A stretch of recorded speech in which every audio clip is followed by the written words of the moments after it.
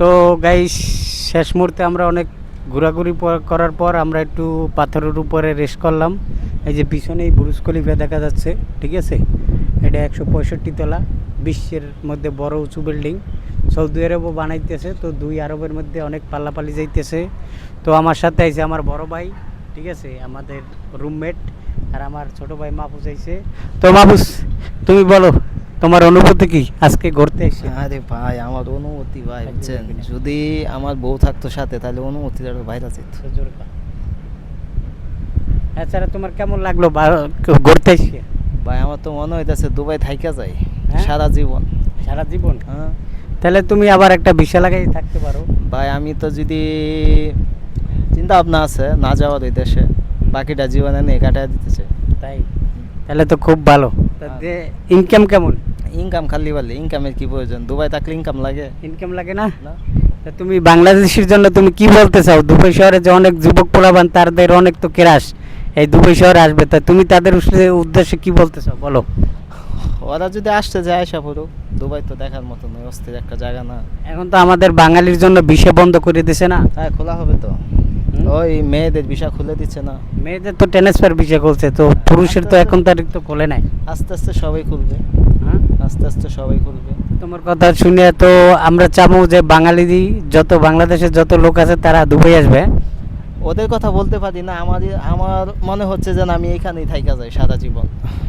যাক, তোমার কথা বলতে অনেক ভালো লাগলো। তো আমার এক বড় ভাই আছে, তার কাছে আমরা জিজ্ঞাসা তার কেমন লাগছে।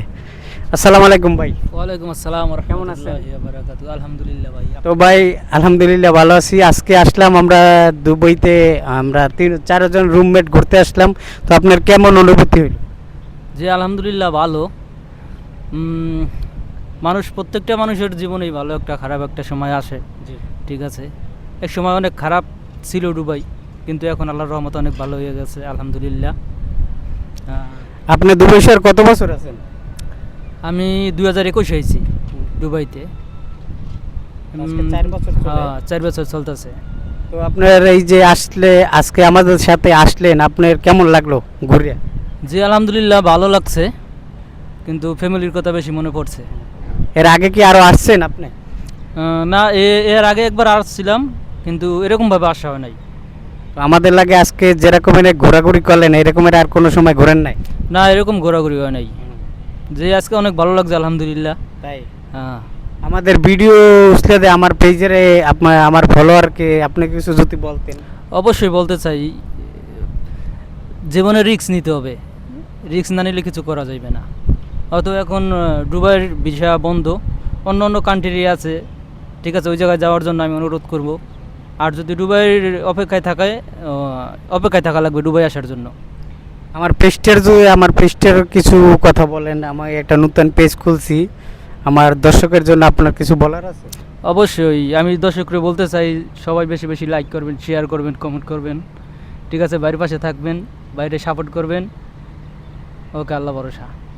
তো ভাই আপনারা তো সবাই শুনছেন, আজকে দুবাইতে আসলাম, আজকে বুরুজ খলিফা একটু বাইরে নিয়ে ঘুরতে। ভাই আজকে 4 বছর তো মাইক, তো এখনও তো বেশি একটা সে ঘুরাঘুরি করে নাই। আমাদের সাথে আজকে আসে অনেক ভালো লাগলো তার। তো আমার সাথে আমার ভাই আছে সাগর ভাই, ক্যামেরাম্যান, ঠিক আছে, সে ক্যামেরার বাইরেই থাকে, বেশি একটা আসে না, মাঝে মধ্যে আসে, ঠিক আছে। তো ভাই আমাদের ভিডিওটা কেমন হয়েছে সবাই কমেন্ট করে জানাবেন। আর আমরা ঘুরতে আসি, আজকে সন্ধ্যার পর লাইটগুলো জ্বালাই দিতে আছে, বুরুজ খলিফার ফুল লাইটগুলো জ্বালাই দিতে আছে। আমরা আসছি বিকেলে, এখন সন্ধ্যা হয়ে যাচ্ছে, তো লাইটগুলো আস্তে আস্তে জ্বালাবে। আমাদের ভিডিওটা কেমন হয়েছে আমাদের প্লিজ কমেন্ট করে জানাবেন। আর আমারে বেশি বেশি একটু সাপোর্ট করবেন আর আমার সাথে থাকবেন। তো সবাই ভালো থাকবেন। আসসালামু আলাইকুম ওয়া রাহমাতুল্লাহি ওয়া বারাকাতুহু।